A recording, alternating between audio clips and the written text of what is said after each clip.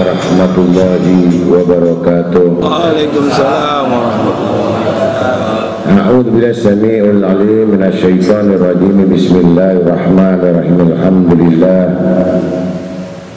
Alhamdulilladzi khalaqas samawati wal ardh wa ja'ala dhulumati wan nur alladzi nuran min nurik wa 'aijan min 'aijik wa nasran min nasrik wa baha min bahaik wa qudratan min qudratik wa ata'an min ata'ik wa khirasatan min khirasatik wa tayyidan min tayyidik wa quwwatan min quwwatik wa sihhatan min sihhatik wa ilman min ilmik wa ridha min ridhaik wa mahabbatan min mahabbatik wa rahmatan min rahmatik wa haqqan min haqqik. Allahumma ja'alna wa iyahum ajma'in fi afiyatik wa salamatik wa izika wa ginak wa yusrik wa sa'atik wa khufi lutfia wa jami' sitrik wa fi hibdika wa kanafik wa ahadika wa dhimmatik wa jiwarika wa iyadik wa amanik min syarri li syarri min khalqik. Ashhadu an la ilaha illa anta maliku la syarika lak la nanidda laka kulli syai'in halikun ila wajhak lan tuta'u ila bidnik wa lan tusa ila bilmik wa ashhadu anna sayyidana Muhammadan abduka wa rasuluk khatmil anbiya'ika wa bifadlika wisanik wa judika wa karamik wa natawassal wa natasyafa' bi ilaik huwa aujahu syufa'a ilaik wa nuqsimu bihi alaik huwa a'zamu man huwa uqsimu bihaqi alaik huwa aqrabu wasail ilaik. Allahumma salli wa sallim ala da'i ila Allah ala bashirah al-abdil khalis alladhi khasashu al-khadratul azimah biradbatil kabirati sayyidina wa nabina wa habibina wa syafi'ina wa qurrati a'yunina wa maulana Muhammad sallallahu wa sallam alaihi wa ala alihi salatan wa salama ya jama'ani al-musalli ala haqqa'ikihima wa yadkhulu bihima hadratul imtisal bida'iratil wa'asyati bi masyahidiya wal quwati natiqati fi syawahidiya yadba'uha minat taslim azkaha wa ta'amu barakatuha man laga bidhalikal jah min awliya illahi wa asfiyah wa la sidiki fi hubbil habibi wal mumalah. Amma ba'd.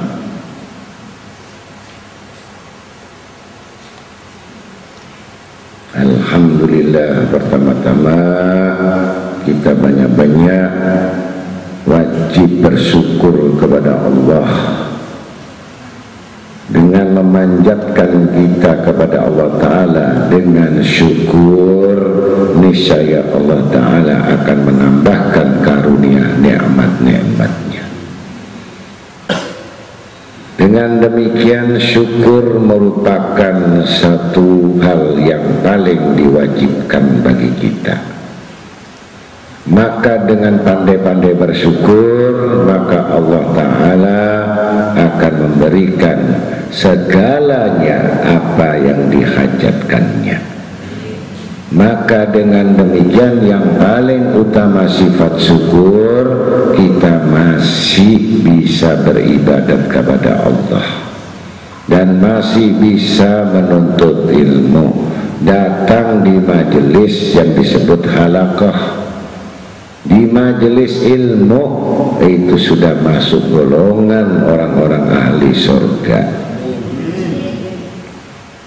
Ini sudah tidak ada yang dicintai mufakat dan sepakat, di mana orang yang beriman, percaya dan yakin atas janji Allah dan janji Rasulullah SAW.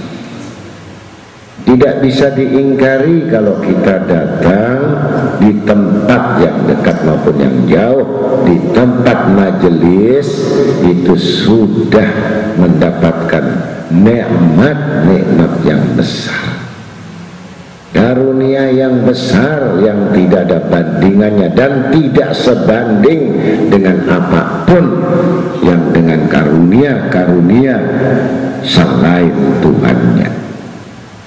Maka dengan berserikat kita datang, yang dipandang, yang dilihat oleh Allah dan Rasul adalah orang yang mengajar. Yang kedua, orang yang belajar. Yang ketiga adalah orang yang mendengarkan dan memahaminya. Keempat, tidak pernah dilihat dan dipandang oleh Allah Subhanahu wa ta'ala. Maka dengan demikian tidak ada bandingan yang lainnya. Nah, kalau sudah demikian, jelas yang pertama, dosa-dosa kita dan dosa kedua orang tua kita dan seluruh keluarga kita, famili, anak dan turun kita. Kalau sudah ditampak demikian, berarti Allah sudah turunkan rahmatnya. Kalau Allah sudah mengendaki turun rahmat, nggak ada tandingan, nggak ada bandingan. Cuman sangat sedikit manusia yang mengetahuinya. Walakin asrar nas la ya'lamuna. Jadi kebanyakan manusia tidak paham itu. Maka dengan pemahaman itu niscaya manusia akan merasakan itu karunia. Kalau bahasa di kitab Al-Quran, karunia ini nafahat artinya. Kalau sudah dapat nafahat dari Allah, nggak ada tandingannya. Nah, itulah. Jadi yang paling utama, kita semua datang ke tempat ini tidak lain dan bukan satu yang paling utama. Kalau barakah sudah diangkat, kebaikan-kebaikan sangat sedikit, tinggal rahmatnya Allah. Nah, ini yang kita cari, rahmat Allah itu. Kalau satu titik rahmat Allah, ya akan gembira. Wa sa'adatul kubra, busra, diberi gembira oleh Allah, hati, hidup, rumah tangga, usaha, semua akan bercahaya. Ini yang disebut basyiran, artinya gembira lil mu'minin. Dan itu hanya diberikan orang beriman, orang-orang yang takwa, orang-orang yang sabar, orang-orang yang tawakal, orang-orang yang percaya dan yakin apa yang telah dijanjikannya.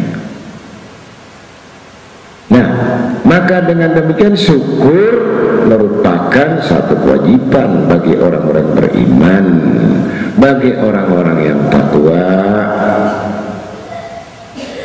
bahkan orang-orang yang disebut aulia Allah Ta'ala, orang yang disebut ulama wal amilin, ini hari-harinya nggak ada istirahat.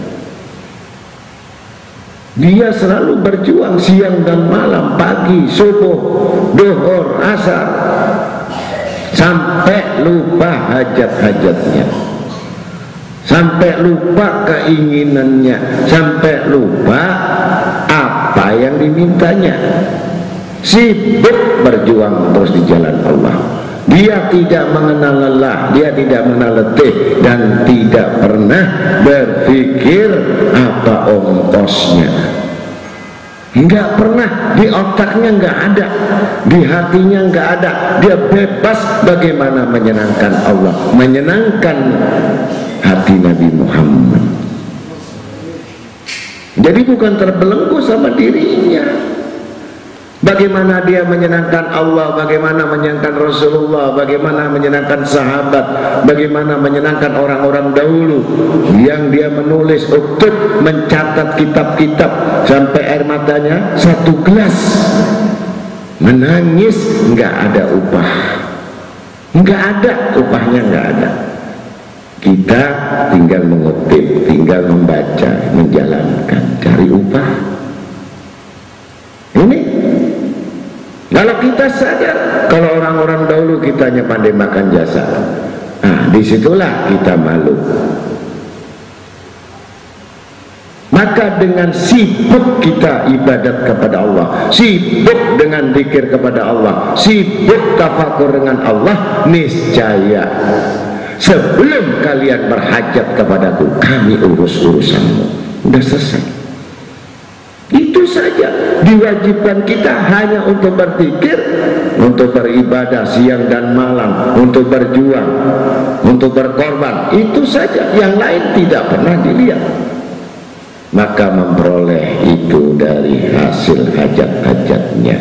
Makin kuat dia ibadat dan berjuangnya, makin besar apa hasilnya, dunia dan akhirat, yang nggak bisa dihitung dengan kertas, nggak bisa dihitung nominal berapa, nggak bisa, nggak mampu manusia. Asal betul-betul jalan di jalan Allah, bukan banyak siasat, bukan banyak permainan. Maka dengan demikian kita sudah bagian yang pertama sudah datang ini, kita sudah bersyukur kepada Allah Ta'ala. Mudah-mudahan kita ditambahkan nikmat-nikmat dan dikabulkan hajat-hajatnya, dan paham tentang ilmu agama dan paham tentang Al-Quran dan tafsir ini. Salawat, salam dan pujian kepada baginda Nabi SAW, berkat beliau dan para keluarga dan sahabatnya, sehingga kita ini lidah kita berzikir, lidah kita berselawat, lidah kita membaca Quran, lidah kita selalu basah dengan mengingat Allah. Disitulah Allah mencintai hambanya. Karena kalau lidah kita sudah tidak berselawat, lidah kita tidak berzikir, dari keluar dari imannya. Ini tanda orang sudah mati. Hatinya sudah mati, pikirannya mati, lidah pun tidak akan ingat kepada Allah. Kalau sudah dilupakan oleh Allah, berarti tidak ada sebutan lagi, tidak ada lagi pembicaraan lagi, tidak ada komunikasi lagi, tidak ada pendekatan lagi dengan Allah Rabbul Alamin. La yahdi qaumal fasiqin. Maka dia salah satu manusia yang tidak dapat petunjuk dari Allah. Inna lillahi wa inna ilaihi rajiun. Kembali saja di jalan Allah, kenapa nggak mati? Nah, maka dengan demikian barang yang siapa tidak bersyukur, ya seperti saja orang yang sudah mati tapi dia hidup, karena belum mengetahui Tuhannya, belum mengetahui kemurahannya, belum mengetahui kasih sayangnya, belum mengetahui kelembutannya, yang mana besar dan hebat kalau mengetahuinya. Maka dengan demikian, dengan sholawat kita perbanyak itu, niscaya tidak akan kekurangan. Baik urusan materi, urusan dunia, nggak ada kekurangannya.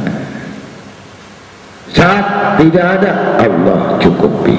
Saat butuh, Allah cukupi. Asal benar-benar mengharap munajat kepada Allah dan Rasulnya.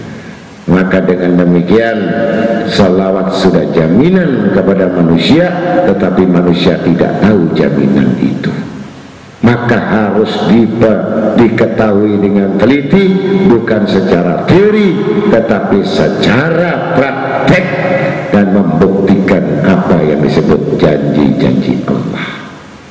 Maka dengan demikian sudah jelas dari muqaddimah bahwa kita wajib diperintah bersyukur, dan siapa yang tidak bersyukur, inna azab, sesungguhnya azabku sangat pedih. Nah, inna azabilah sedih. Enggak boleh orang alim, ulama, ustadz, orang kaya, pejabat, ya, orang miskin, fakir, selama tidak mentaati Al-Quran dengan tidak bersyukur, kecil tidak bersyukur, maka jelas Allah Ta'ala sudah mengancam. Inna, kami tidak main-main, adab sudah di hadapannya. La sadid, sudah jelas akan siksa yang sangat pedih pedih, yang mana di dunia siksa, di akhirat siksa. Maka dengan demikian kita wajib orang beriman untuk bersyukur kepada Allah Ta'ala. Maka dengan qanaah, apapun yang telah diputuskan dan ditetapkan oleh Allah, itulah sebaik-baik dari nikmat dari Allah. Selesai. Itu dari sifat syukur tadi. Dan jangan banyak tingkah dan ulah dengan cara-cara yang tidak berlandaskan dengan Al-Quran, yang mana hati kita terlalu cinta, terlalu mengharap dan menghantungkan pada dunia ini, niscaya akan hilang sifat syukur itu. Maka dengan demikian, kalau kita hati berzikir, hati memahami, niscaya enggak jauh apa segala kenikmatan dan rezeki itu. Maka dengan demikian, wajiblah kita semua bersyukur. Selama tidak mengetahui syukur, tidak ada artinya ilmu dan amal, dan tidak ada artinya kita duduk di tempat ini. Maka syukur itulah yang paling diutamakan, bukan pelajaran-pelajaran yang tidak diketahui. Syukur tidak punya.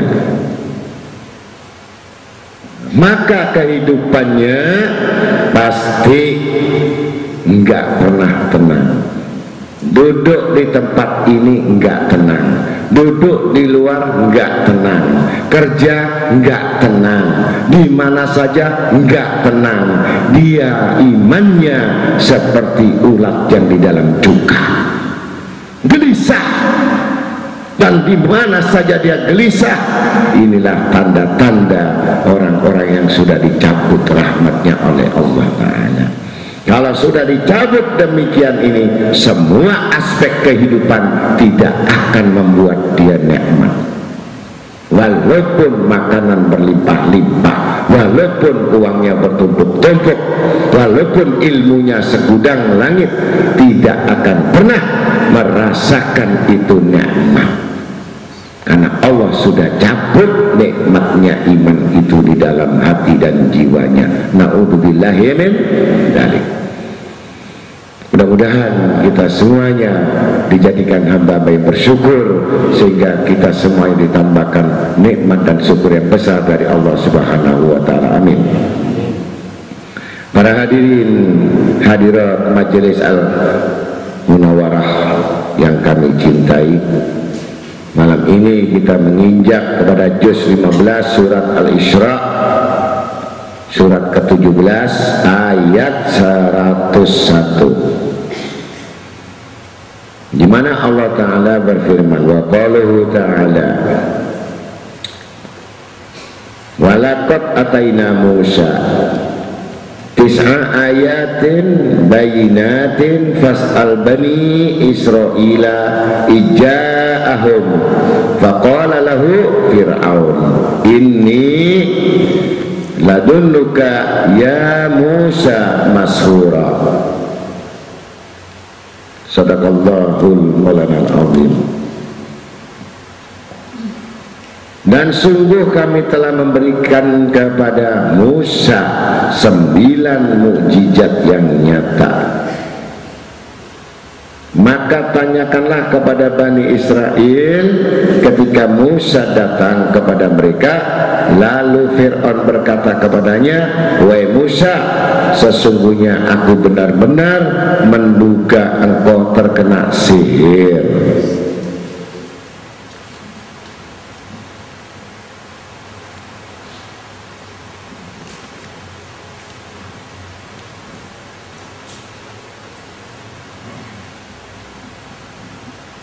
Maka di sini terangkan mukjizat yang 9 itu, yang pertama adalah tongkatnya.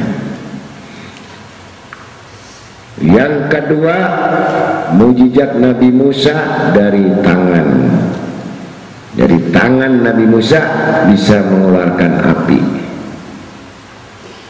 Nah, jadi Nabi Musa punya mukjizat tangan ini bisa menyemburkan api. Kemudian yang ketiga, belalang.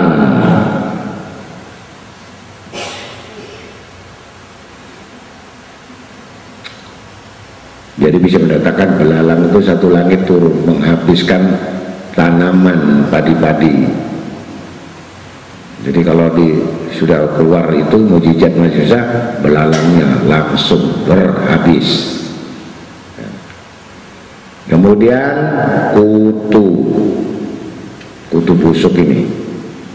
Jadi pada waktu manusia ngingkar itu, maka penuh rambut orang kafir itu dikerubuti kutu yang membunuh, seperti kuman. Jadi mengirimkan kuman. Kemudian kata, nah kata ini bisa memberikan tanda-tanda, artinya tanda bertasbih. Jadi kalau ada kata di sini itu berarti sudah bertasbih kepada Allah Ta'ala. Itu kata. Darah. Nah, jadi darah ini bisa membuat lautan itu menjadi merah. Juga ada laut merah, kan ada ini dikit itu mengandung merah, itu dari darah. Dan itu Nabi Musa punya ilmu mujizat seperti itu. Kemudian topan, datangkan angin topan.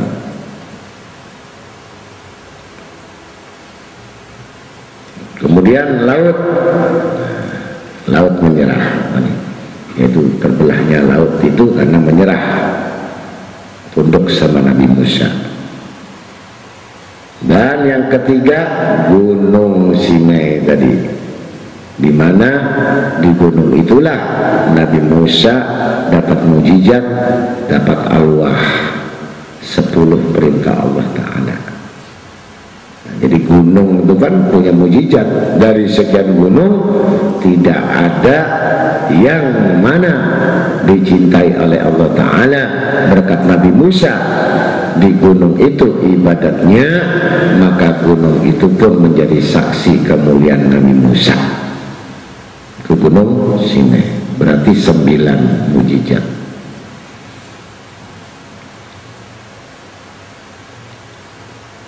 Dan dianggap oleh Raja Fir'aun ini menduga, dianggap Nabi Musa bukan punya sihir, kena sihir.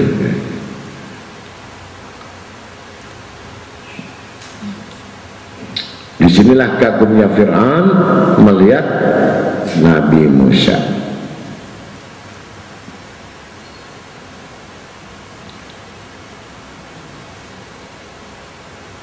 Qala laqad alimta ma anjala haula'i illa rabbus samawati wal ardh basaira wa inni la'adunnuka ya Fir'aun mafdura. Sadaqallahul maulana al-azim. Dia Musa menjawab, sungguh engkau telah mengetahui bahwa tidak ada yang menurunkan mujizat-mujizat itu kecuali Tuhan atau yang memelihara langit dan bumi sebagai bukti-bukti yang nyata. Dan sungguh aku benar-benar menduga engkau akan binasa, wahai Fir'aun.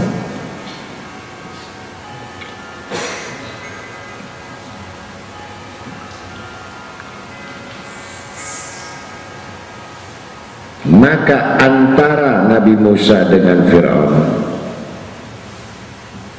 ini sangat menyolok. Bayangkan dari pegawai budak itu semuanya adalah pengikut Nabi Musa, sedangkan Raja Fir'aun itu yang menguasai budak. Maka disebut Bani Ibrani. Jadi kaum Bani Ibrani ini keturunan siapa Musa? Kaum Ibrani. Nah, jadi diketahui kaum Ibrani bunuh. Nah, jadi kayak kasta. Kalau ini Bani Ibrani, nah, situ masuk. Kalau Bani Fir'aun dari keturunan dari keluarga besar Fir'aun, jadi raja, jadi menteri, jadi orang yang terhormat, jadi orang punya kedudukan, taruh di pemerintahan, ditaruh di tempat kerajaan. Tapi begitu kau Ibrani, Bani Ibrani masuk budak, jadi budak, nggak bisa jadi ya, sekolah tinggi, sekolah pinter, tahu deh siapa keturunan Bani Ibrani, masuk budak yang harus membuat patung, kerja roti, kerja paksa.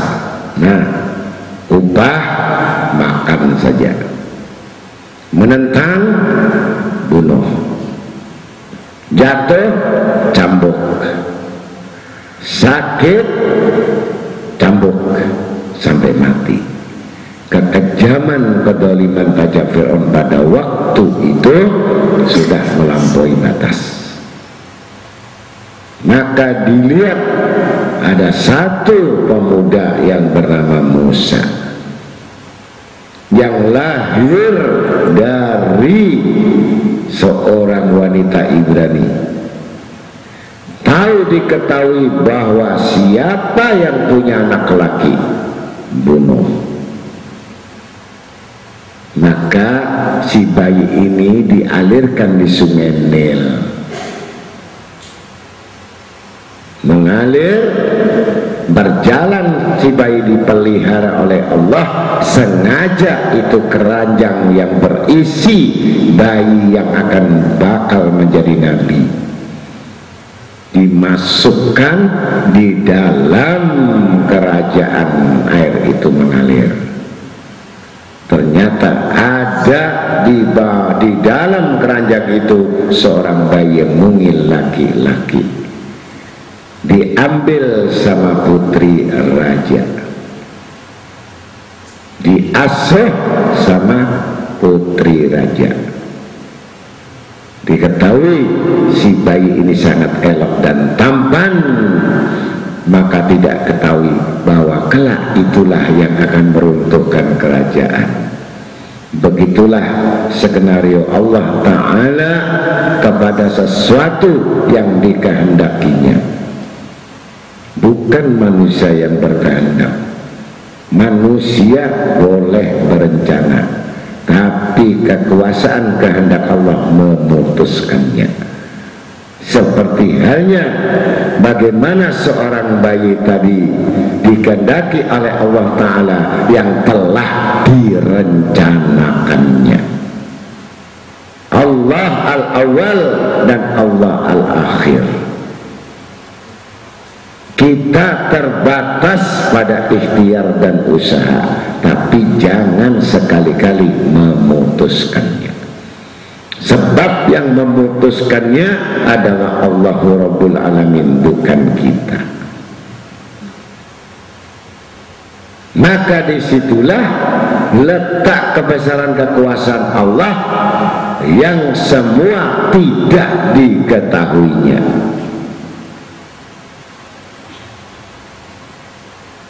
Apa maksud dan apa tujuan Allah di balik rahasia itulah ada sesuatu rahasia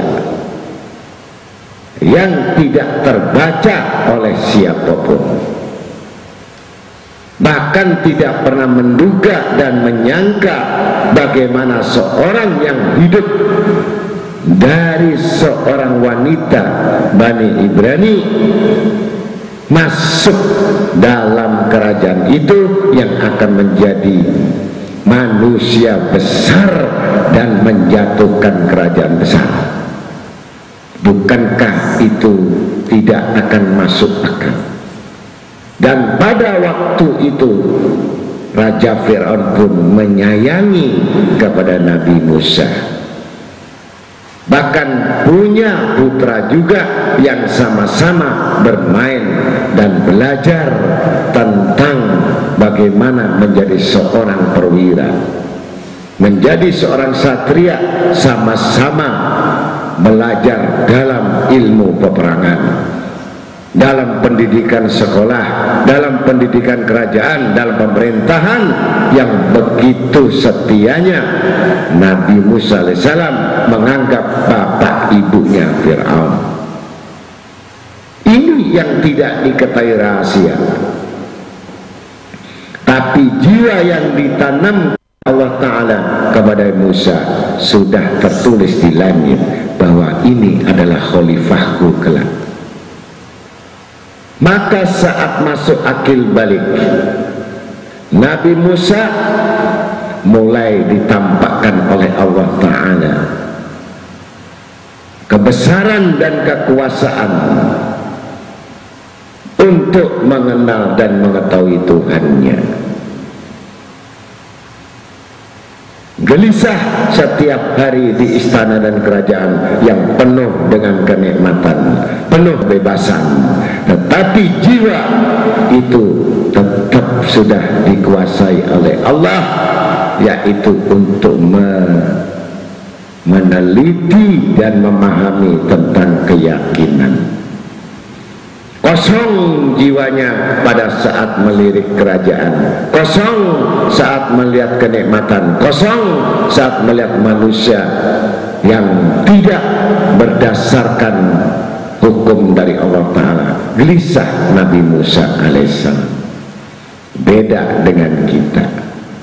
Kalau kita kelihatan rajin dalam ibadah, kita rajin berzikir, tapi hati jiwa kita sudah dikuasai oleh dunia.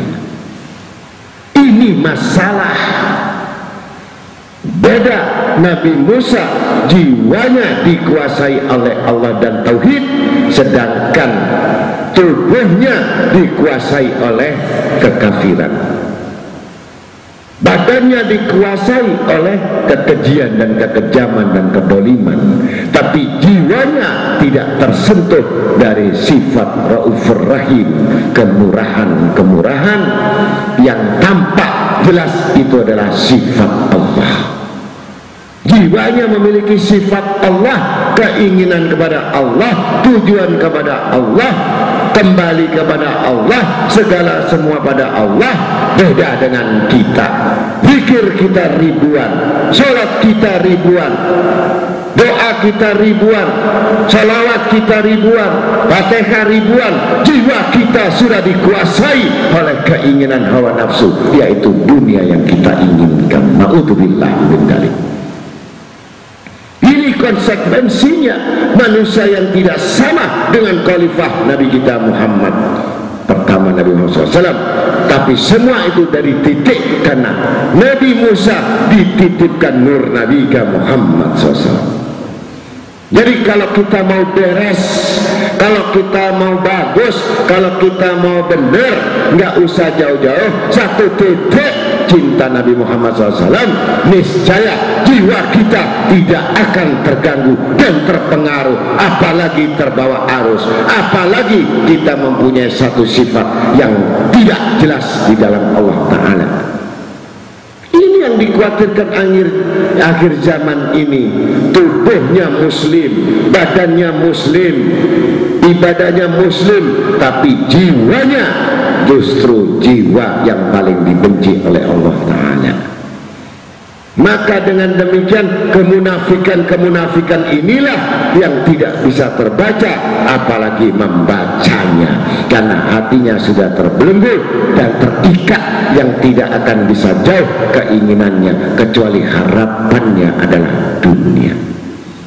Ini celaka dan tidak akan pernah berhasil, dan tidak akan pernah sukses, dan tidak akan pernah tercapai apapun yang dicapainya, karena bukan Tuhannya tujuannya. Nih, jadi kisah Nabi Musa ini melambangkan dari hakikatnya bagaimanapun dia dilumuri dengan kemewahan dan kemegahan, dengan kenikmatan, dengan kegembiraan, dengan hiasan, dengan kekuasaan, tetapi sekali-kali itu tidak akan bisa menguasai hati Nabi Musa alaihissalam.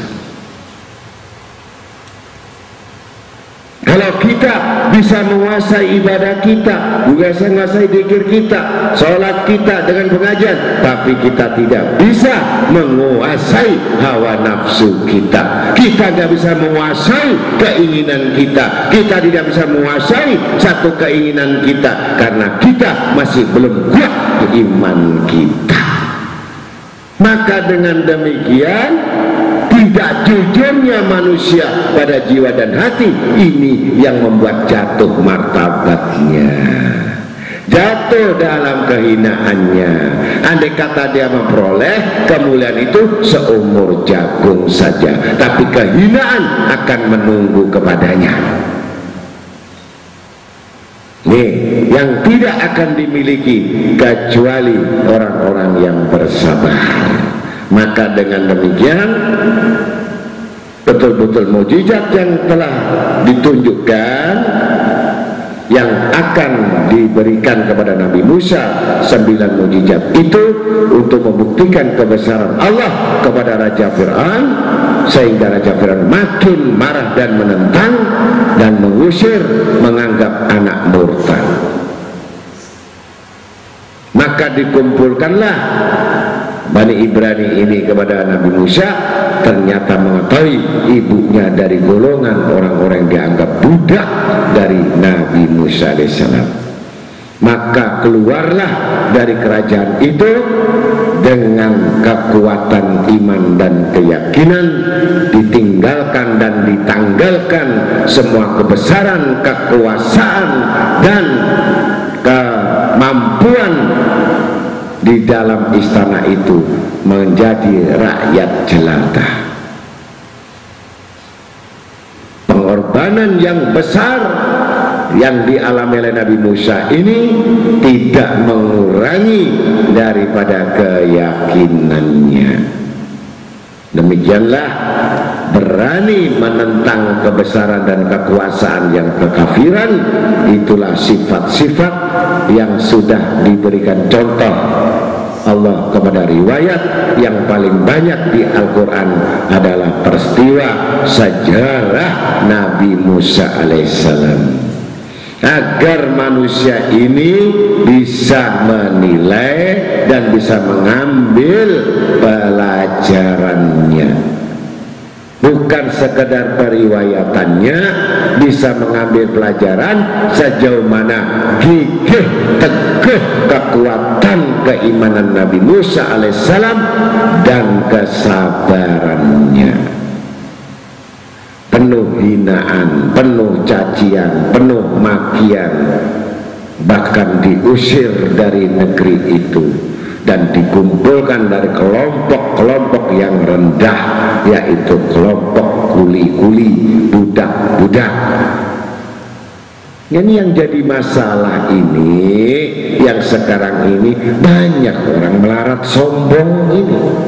Udah melarat sombong, udah melarat malas, udah melarat bodoh, udah melarat nggak mau berbuat apa-apa, udah melarat. Ini bukan makin gigih, bukan makin kuat, bukan makin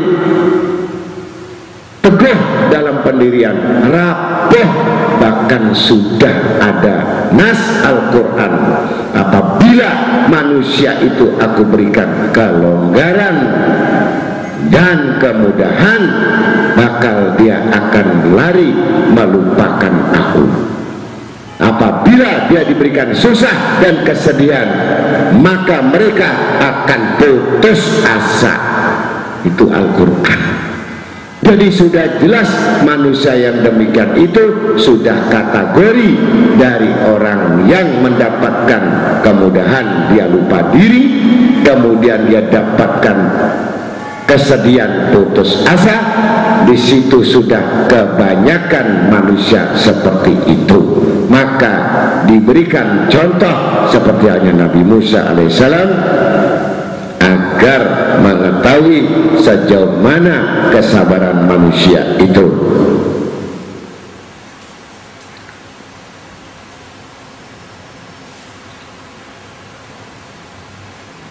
Fa'arada an yastafizahum minal ardh faghraqnahu wa man ma'ahu jami'an.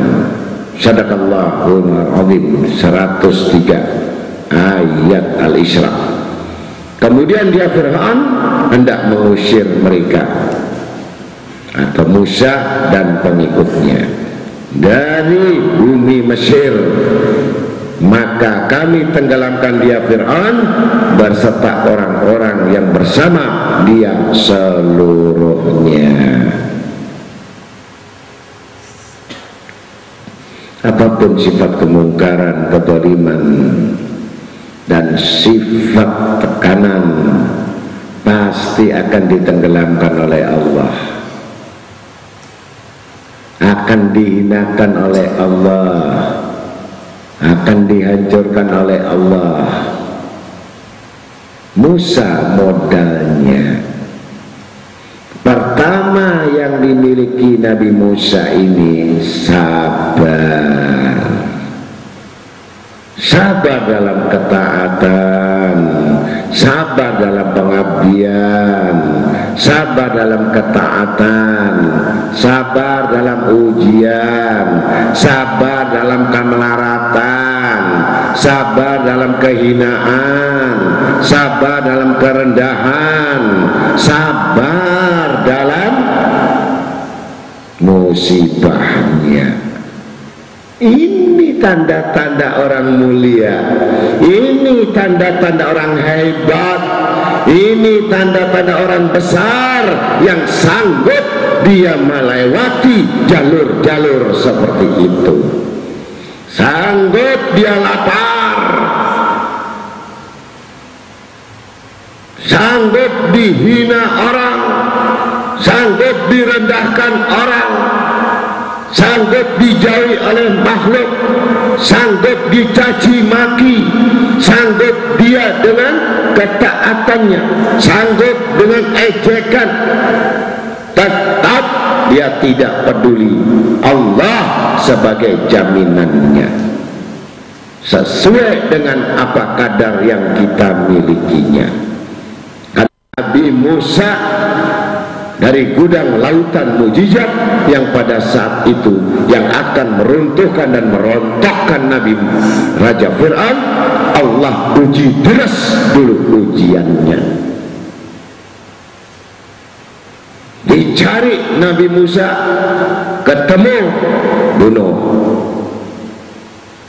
Di mana Nabi Musa siar, halangi.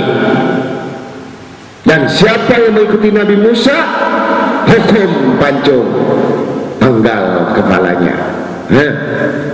Coba jadi Nabi Musa untuk mendapatkan satu kehormatan dan keagungan Allah, bukan langsung zikir duduk, bukan doa langsung duduk, bukan sembahyang langsung sugih.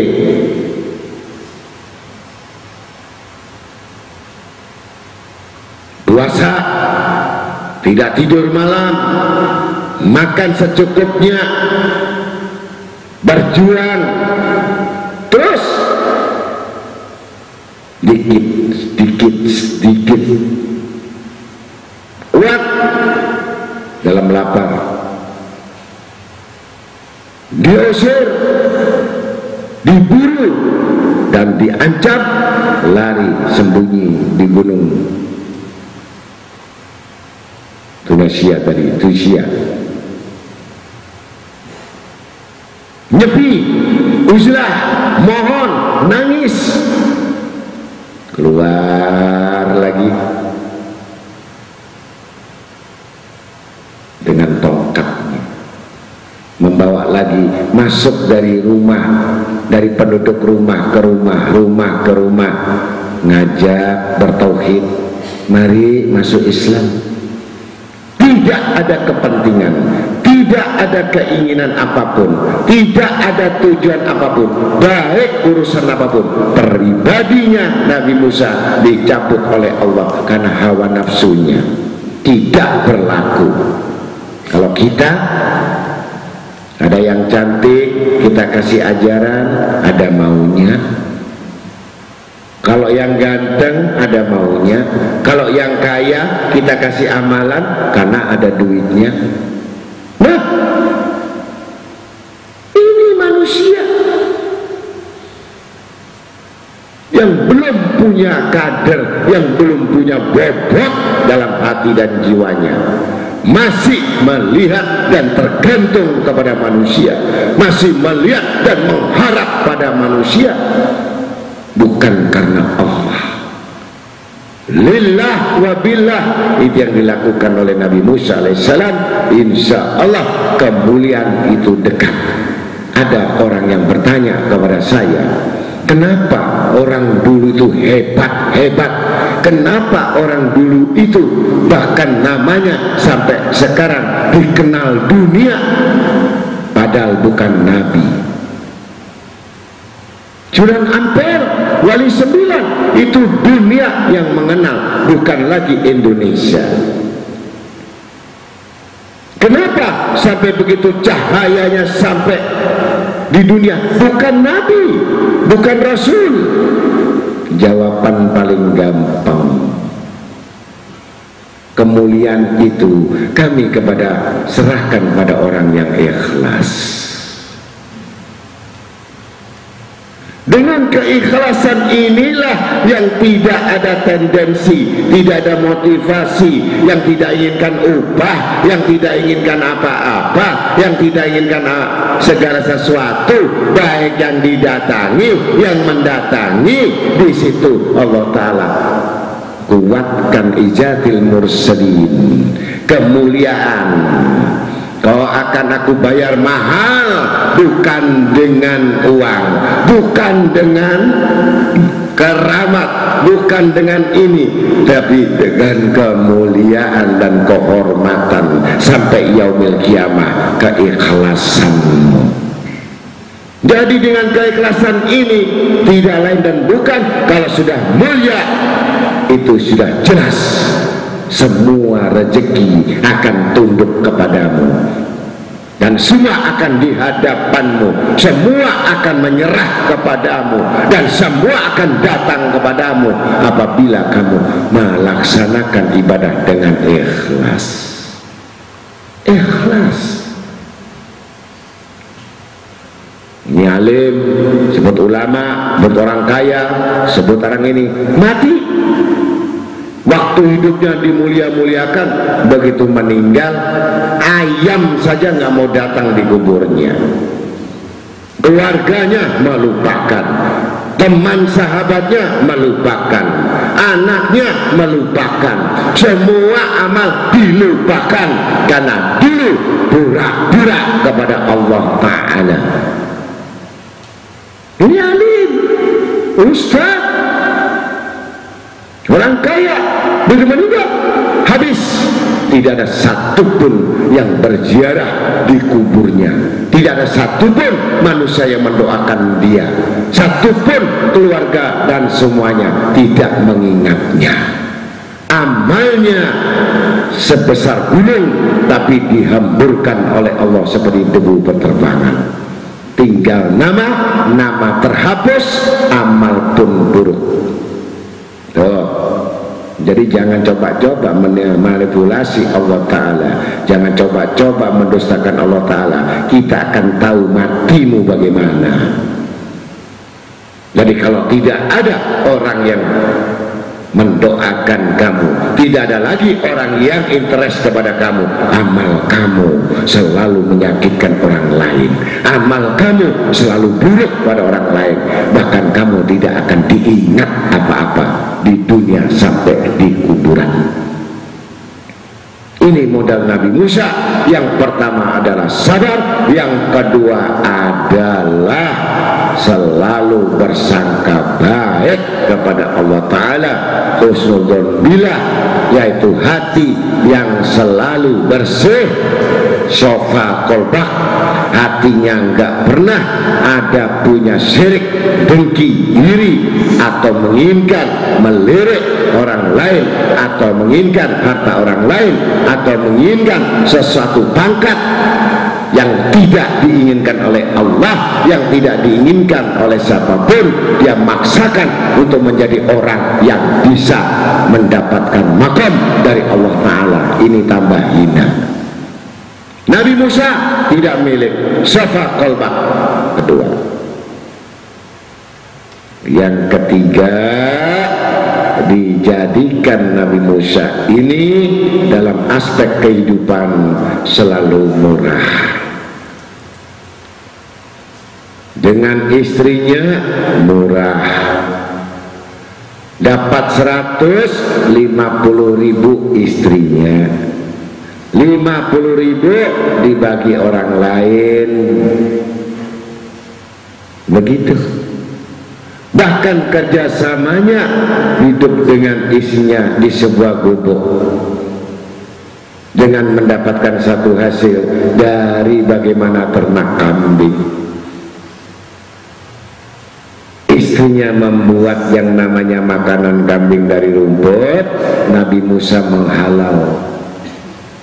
Terus tidak pernah ditinggalkan istrinya oleh Nabi Musa, sampai menggabunglah Nabi Harun kepada Nabi Musa. Pada Nabi Harun lebih tua daripada Nabi Musa, tetapi kemuliaan dan akhlak yang dimiliki Nabi Musa tidak ada pada Nabi Harun. Karena yang dipercaya untuk memegang Allah atau kitab Taurat justru Nabi Musa. Mengetahui kebesaran kemuliaan Nabi Musa, walaupun usia muda, di situ hormatnya Nabi Harun kepada Nabi Musa. Jadi ukuran ilmu bukan masalah tua atau muda, yang penting dia menuntut ilmu dan paham dengan ilmu. Niscaya yang tua pun akan menghormati itu dengan ilmunya. Maka dengan demikian jelas bahwa kemuliaan Nabi Musa itu disebabkan memiliki 3 sifat. Pertama sabar, yang kedua sangka baik, yaitu hati yang bersih, yang ketiga pemurah. Maka dengan demikian sangguplah menundukkan alam ini, menundukkan segala yang ganas ini dengan 3 perkara ini.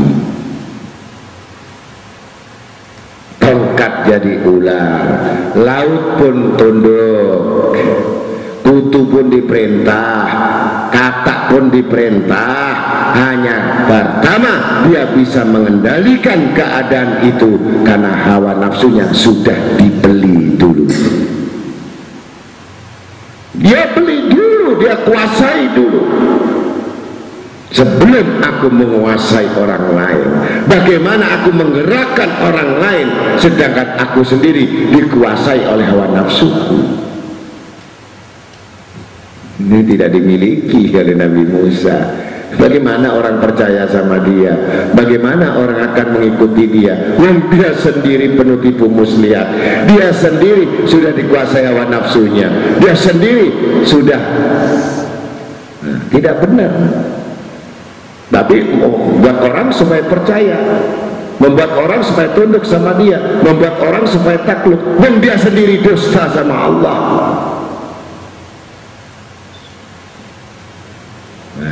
Pasti akan menjauh sama dia. 1 kali bikin pengajian, 2 kali bikin pengajian, 3 kali nggak ada yang mau lagi sama dia. Karena apa? Dia penuh dengan dusta dan kebohongan. Allah menggerakkan hati, jangan percaya sama orang itu. Kalau andai kata percaya sama percaya, karena yang percaya itu adalah orang yang pendusta, yang datang juga pendusta pada dia, yang ngikut juga sama-sama pendusta sama dia. Itu satu rombongan. Jadi kalau orang yang baik, yang datang pasti yang baik, dan ikut yang baik, dan ikut bersama-sama yang baik, dan mengikuti yang baik, mengikuti semua yang baik. Tetapi kalau dusta, kalau dia bohong, akan ketemu sama juga ahlinya, sama-sama pendusta. Jadi kalau mendekat pada yang baik, tidak mungkin, pasti akan lari dari kenyataannya, akan ditampakkan oleh Allah bahwa dia adalah pendusta. Ya, mudah-mudahan kita semuanya diperbaiki semua akhlak-akhlak kita. Terakhir, wa qulna min ba'dihi li bani Israil askunul ard fa idza jaa wa'dul akhirati ji'na bikum lafifan. Dan setelah itu kami berfirman kepada Bani Israel, tinggalkan di negeri ini, tetapi apabila masa berbangkit datang, niscaya kami kumpulkan kamu dalam keadaan bercampur baur.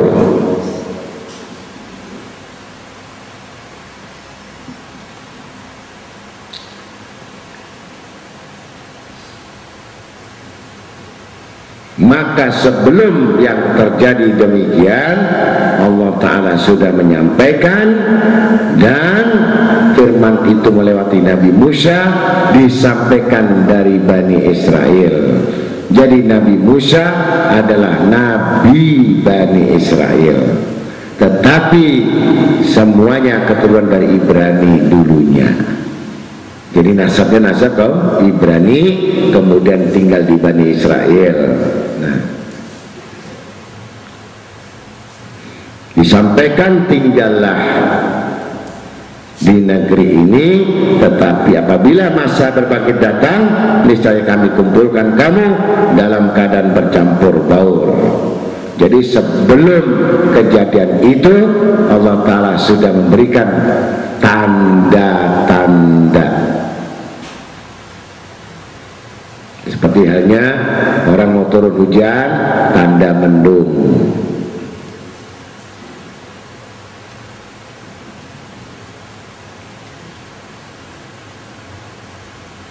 Maka apabila kaum-kaum itu tidak meyakini, tidak percaya, maka ikutlah mereka. Pertama, dasar hati yang lemah, iman yang lemah, takut dibunuh Raja Fir'aun, dia ikut pada Raja Fir'aun. Keraguan-keraguan pada imannya, rapuh, ikut sama Fir'aun. Tipis imannya, ikut sama Fir'aun. Takut gak makan, ikut Fir'aun. Takut melarat, ikut Fir'aun. Jadi bukan sedikit orang yang beriman diluntur karena pengaruh Sekarang Raja Fir'aun itu yang mana? Yang mana ngajak dalam keburukan, di dalam perniagaannya, di dalam bisnisnya, di dalam kantornya, di dalam manipulasinya, di dalam keadaannya, alasannya kepepet. Ini Fir'aun yang sudah kusuk baca Yasin, yang kusuk sudah baca doa. Kalau sudah kena Fir'aun, maka Yasin tinggal Yasin, doanya tinggal doanya. Nggak taunya si Fir'aun ini orang yang zalim, menguasai dirinya sehingga dia betah di rumahnya. Karena dapat hasilnya, karena dapat keuntungannya, karena dapat faedahnya, karena dapat santunannya. Maka dengan demikian bercampur baur yang demikian itu akan diketahui Allah Ta'ala, dan lama-lama akan dipisahkan. Orang seperti itu tidak akan kekal selama-lamanya. Kalau seperti beras yang sudah dipilih, ternyata ini beras IR, ini beras wangi, ini beras yang bagus, harganya lain, tetap beras. Manusia juga gitu, karakter dan tabiat tidak akan bisa nyampur. Yang sempurna yang disempurnakan jauh. Nah, kalau sudah jauh berarti sudah dipilih kamu beras IR atau beras jagung atau beras merah. Pada saat digabung campur nggak kelihatan di gudang, begitu dipilih baru kelihatan. Oh, ini beras acur jadi bubur. Ya, mudah-mudahan kita semua harus mengetahui sejauh mana yang utama kelemahan diri kita, kekurangan pada diri kita, dan janganlah kamu menduga bahwa semua itu tidak dilihat oleh Allah dan tidak dipandang oleh Allah, kecuali Allah Maha Adil dan Bijaksana. Andai kata yang demikian, maka sadarlah atas nikmat-nikmat Allah kepada kita. Niscaya Allah akan menambahkan. Apabila kamu tidak sabar dengan ujianku dan kamu mengambil itu yang bukan hak milik kamu, niscaya itu hanya sumur jagung. Kemudian kamu lengah, kami akan timpakan adab padamu. Kemudian menangis lagi. Ya, mudah-mudahan itu semua kita harus menyadari kesabaran tempatnya terpuji dan mulia. Orang yang terburu-buru dan orang yang tergesa-gesa akan terjadi kehinaan kepada dirinya. Mudah-mudahan dengan demikian sedikit nasihat dan wasiat ini, jadikanlah Al-Quran itu imam kita dan sebagai petunjuk bagi kita, sehingga kita makin kuat dan yakin atas apa yang dijanjikan oleh Allah Ta'ala. Sungguh ujian itu adalah sifat penempatan diri kita. Kalau kecil ujian sudah gagal, di sana sudah kehinaan menunggunya. Kalau ujian yang besar dia mampu, di situ kemuliaan dia dapatkan. Tergantung besar kecil ujian. Coba saya tes sedikit, munting, bingung, nih, ini baru kecil itu. Maka di situ banyak orang yang menuntut ilmu, orang yang mengaji pasti lari seperti hanya Nabi Musa alaihissalam, di mana semua percaya dan yakin sama Nabi Musa. Nabi Musa hanya mengatakan, kalau engkau mengikuti kami, kata Nabi Musa, yang paling utama, sanggupkah kamu sabar? Saja modalnya, sanggup nggak kamu sabar? Kami tidak mengendaki lain, kami tidak mengendaki, ya, apa yang kami perintahkan, apa yang kami tuntun, apa yang kami ajak, apa yang ini, kamu terus ikut tanpa memandang sebagaimana parahnya dirimu, sabar. Ternyata dari ribuan umat Nabi Musa tinggal beberapa ratus. Karena kehinaan sudah menunggu. Setiap apapun derajat kemuliaan itu tinggi, kalau gagal itu menuju kehinaan yang sangat hina. Itu dua. Cita-cita yang besar itu gagal, lepas, hina dan rendah daripada hewan. Tuh resikonya. Kalau sedang-sedang saja silakan. Ujian gini, nggak makan satu hari, besok dapat. Tapi kalau kamu menginginkan satu kemuliaan yang besar, ya sanggup usaha yang besar. Tuh pabrik bikin, semua usaha besar, resiko sedikit salah dalam manajemen, bangkrut, habis melarat.